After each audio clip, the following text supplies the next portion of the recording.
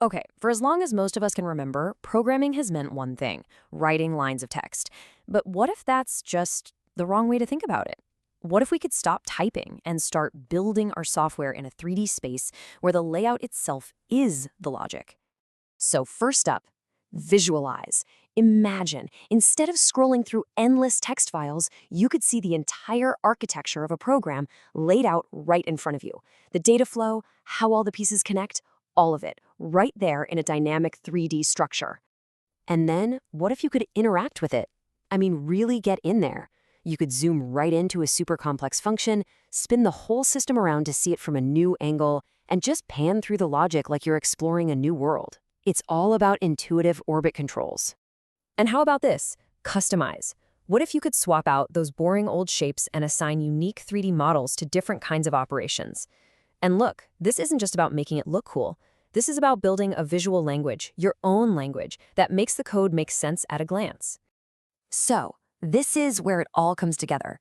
We're looking at the MindGit 2.5D visualizer. It's a web-based tool that makes all this stuff real.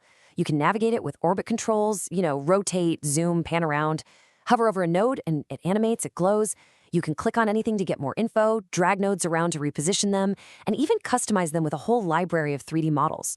And you can literally watch the data flow along these cool curved 3D edges. And that customization part, it's super easy. You just click Customize Models, browse a gallery of, over 17 professional models, pick the type of node you want to change, and then just click the model you want. Boom, it's applied. But, and this is a big but, this is way more than just making things look pretty. Which leads us to the most important question of all. What if this isn't just a diagram of your code? This question is the key because it gets us to a massive shift in how we think about programming. This isn't just a visualization. Okay, get ready for this. The quote says it all. Canvas nodes are not diagrams of code. They are the code.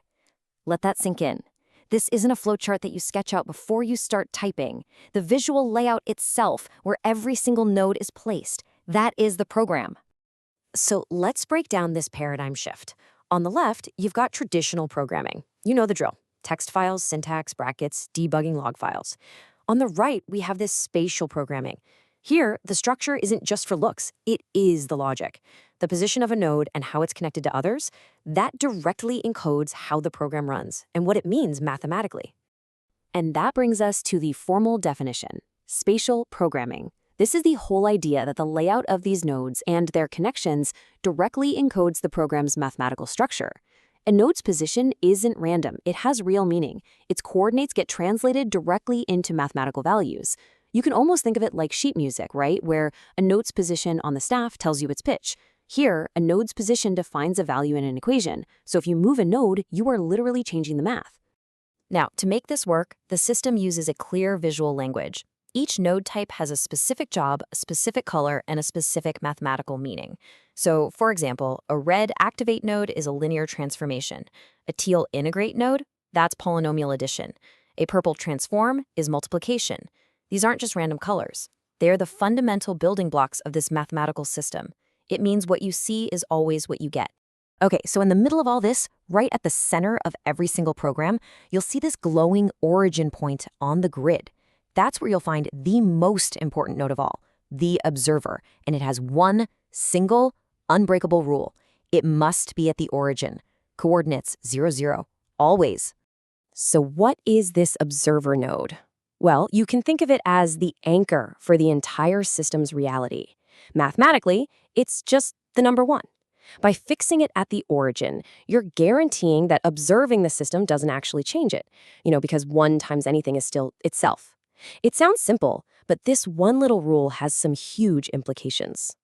Right about now, you're probably thinking, wow, this seems really rigid. Why go through all this trouble to enforce these strict mathematical rules just to write some code? And that's a fair question. But it turns out there's a huge, incredible payoff for all the structure. And that payoff is this. We can create code where certain kinds of bugs are mathematically impossible. We're talking about building systems that are provably correct, not because you ran a million tests, but because of their very structure. Some types of bugs just can't even be created in this system. This is where it gets really cool. The math itself enforces correctness. For instance, the system uses something called division algebras, which means you can't have operations that can't be undone. No dead ends. It also has norm preservation, which is like a mathematical checksum that makes data corruption impossible. Adam's theorem is even baked in, so persistent state can only exist in 1, 2, 4, or 8 dimensions. And because it has to be a directed acyclic graph, you just can't create an infinite loop. You're not just writing code anymore. You're building inside a safe mathematical framework. And if that wasn't enough, this mathematical purity has another awesome side effect. When you express programs this way, as these elegant polynomial structures, they can be compressed, wait for it, over 10 times more efficiently than our usual code. So it's not just more correct, it's also way, way smaller. So what does this all mean for developers? Well, the impact is huge, and it's immediate. You could jump onto a new project and get the entire architecture in minutes, not weeks. You can literally see the complex parts of the code that might need refactoring just by looking at the visual density. And you can work with your team in real time on the same canvas. And for the research world, it's an absolute game changer. This opens the door to analyzing software with a level of mathematical rigor that was pretty much just a dream before. We're talking about automatically finding and verifying theorems inside codebases, formally proving that critical parts of a system are correct, and comparing software architectures across thousands of different projects. The big picture here, the long-term vision, is massive. The idea is that every single repository becomes a node in this giant global knowledge graph. Developers could collaborate through P2P networks. It's about moving away from isolated text files and towards a single, connected, and understandable universe of software. So this really challenges us to think about the future, right? This shift from writing text to arranging mathematical truths is a profound one. When you can build things where whole classes of bugs are simply impossible by design, a whole new world opens up. So the final question is, if your code could be proven correct by its very structure, what would you build next?